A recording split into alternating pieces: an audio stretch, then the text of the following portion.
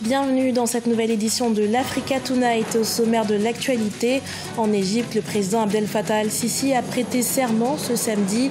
Élu pour la première fois en 2014, le maréchal a été réélu avec 97% des voix à l'issue d'une élection à un tour en mars 2018. Au Mali, l'opposition a bravé l'interdiction du gouvernement en manifestant dans les rues de Bamako ce samedi. Les forces de l'ordre ont réprimé la mobilisation populaire sur fond d'état d'urgence.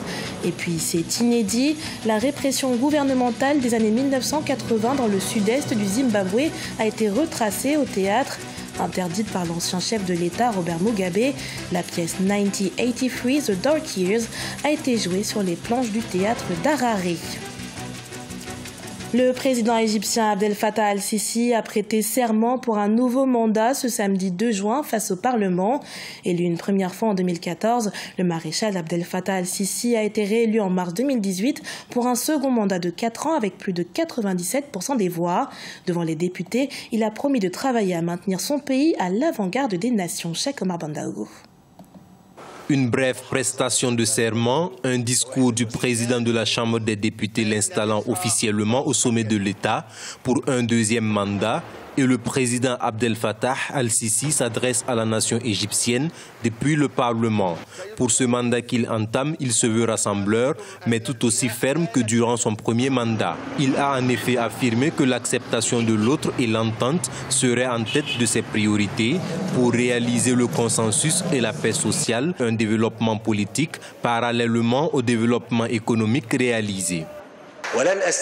Je n'exclurai personne de cet espace commun, à l'exception de ceux qui choisissent la violence, le terrorisme et la pensée extrémiste comme un moyen d'imposer leur volonté.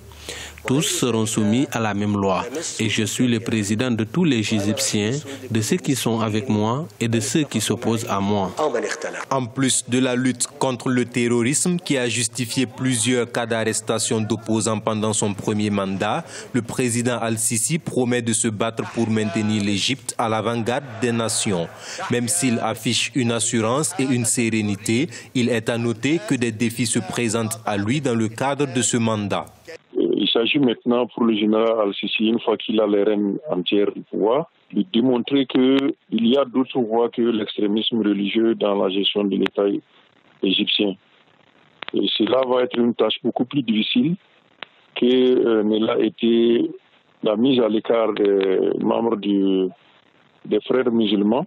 Maintenant qu'il va falloir gérer la société égyptienne et les défis de l'emploi, les défis du développement socio-économique, on verra bien si le général a aussi les qualités à ce niveau-là.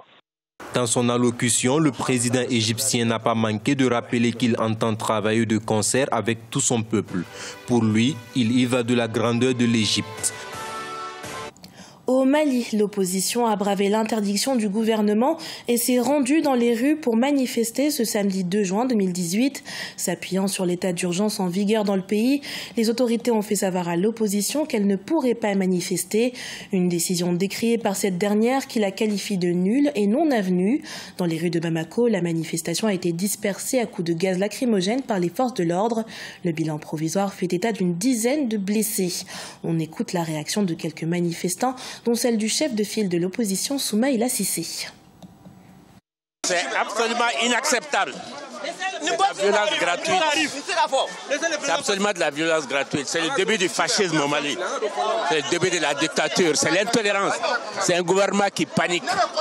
C'est un gouvernement qui perd son sang-froid, qui viole les lois du pays. La démocratie a été au Mali. Il ne peut pas bannir la démocratie malienne. Grâce au sacrifice des gens. En 91, lorsque le Mali nous appartient à tous. En 91, lorsque le Mali avait sa démocratie. Il bâtira notre image. Il n'était pas au Mali, il était en France. On s'en fout d'Ibeka. On s'en fout d'Ibeka, on ne l'aime pas. La démocratie a été acquise derrière lui. On s'en fout de toi. La démocratie a été acquise derrière lui. C'est un ultimatum. Les acteurs politiques malgaches ont jusqu'au 5 juin pour trouver un accord de sortie de crise. Une annonce de la Cour suprême qui fait suite à la requête déposée par le président Razonari-Mampiane mercredi. Passé ce délai, la nomination d'un nouveau Premier ministre issu du parti majoritaire à l'Assemblée nationale sera obligatoire. Les membres du gouvernement devront quant à eux être nommés dans un délai de 7 jours après la nomination du nouveau chef de gouvernement, soit le 12 juin 2018 au plus tard. 200 shillings, c'est le montant que les Ougandais devront désormais débourser pour utiliser les réseaux sociaux. Dans le détail, ce sont entre autres les réseaux WhatsApp, Facebook, Viber et Skype qui seront soumis à cette taxe à partir du 1er juillet 2018, tout comme les transactions par mobile money qui seront également taxées avec un prélèvement de 1% sur la valeur totale de chaque transaction. Alors, comment ces impôts impacteront-ils l'économie du pays? Élément de réponse dans ce sujet de Neili Claude Bessa. Ce 30 mai 2018, le Parlement ougandais a entériné la loi relative à la taxe sur les médias sociaux. La nouvelle loi, qui entre en vigueur le 1er juillet prochain, va s'appliquer sur tous les réseaux de messagerie, mais aussi les autres réseaux sociaux et les services de mobile money. Les Ougandais seront donc facturés quotidiennement 200 shillings pour l'utilisation de ces plateformes. De plus, dans toute transaction financière via mobile, l'État prélèvera 1% de la somme objet de la transaction. Une double taxation destinée au financement des domaines vitaux tels que l'accès à l'électricité, la gratuité de l'éducation et des soins, ainsi que la construction d'infrastructures publiques. L'Ouganda présente des facteurs favorables à une mobilisation importante de nouvelles recettes fiscales dans le domaine de ce qu'on peut appeler en général l'économie numérique. Ces facteurs, c'est d'abord la taille de sa population et surtout le taux de pénétration Internet. On peut dire qu'il est tout à fait envisageable de financer de nouvelles activités dans le secteur des infrastructures publiques. Avec la mise en application de cette taxe, le pays espère atteindre une croissance de 7,6% pour l'année 2018 en augmentant les recettes de l'État via la fiscalité. Dans la loi approuvée ce mercredi 30 mai, les taxes concernent également l'huile de cuisson, les carburants et les boissons alcoolisées. L'Ouganda a tout de même une bonne capacité productive. L'Ouganda a un secteur agricole des plus dynamiques de l'Afrique de l'Est. L'Ouganda présente également un rendement de plus en plus élevé de ses infrastructures publiques qui nécessitent tout de même encore des investissements qui peuvent porter vers la croissance. D'après les estimations gouvernementales, les nouvelles taxes devraient générer 16,2 milliards de shillings au terme de l'année. Gukurahundi, c'est le massacre d'environ 20 000 personnes dans le sud-est du Zimbabwe en janvier 1983. Une triste page de l'histoire zimbabwéenne qui a été adaptée au théâtre. Interdite par le président Robert Mugabe, la pièce 1983, The Dark Years, comprenait 1983, les années noires, a enfin pu être jouée sur les planches du théâtre d'Harare. Cheikh Omar Banda Ogouf. Une femme contrainte de brûler son enfant. Ceci est une mise en scène certes, mais il s'agit surtout d'une adaptation théâtrale d'une page sombre de l'histoire du Zimbabwe. Nous sommes en 1983.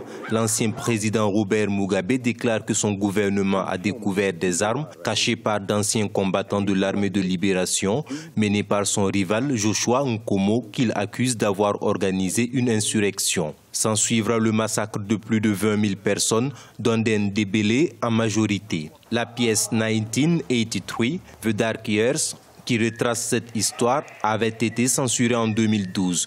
Mais avec le départ du pouvoir du président Robert Mugabe, elle a pu être jouée. C'est une question très sensible. Et d'où nous venons dans le Matabeleland, quand vous prononcez le mot Gukurahundi, les gens vont commencer à hausser les sourcils pour voir qui parle de Gukurahundi. Alors nous, en tant que troupe théâtrale, nous avons pensé que c'est le bon moment pour tenter et déclencher ce genre de débat. Nous avons besoin que la nation sache réellement ce qui s'est passé. Gukurahundi signifie la pluie précoce qui enlève l'ivraie en shona, l'une des langues locales du pays. C'est le nom qui a été donné au massacre. Viol, pendaison, perte d'identité en sont entre autres les conséquences. Discutant avec un vieil homme, cette jeune fille veut savoir qui elle est. Je joue le rôle d'une jeune fille. Elle n'a pas de nom parce qu'elle ne connaît pas son identité. Et cela s'est réellement produit dans le Matabeleland. Il y a beaucoup de jeunes filles et de jeunes gens qui ne savent pas qui est leur vrai père parce qu'ils sont issus de viols qui ont eu lieu pendant le Gukurahundi. C'est un très grand rôle et c'est bouleversant. J'ai l'impression d'avoir de grosses bottes à remplir.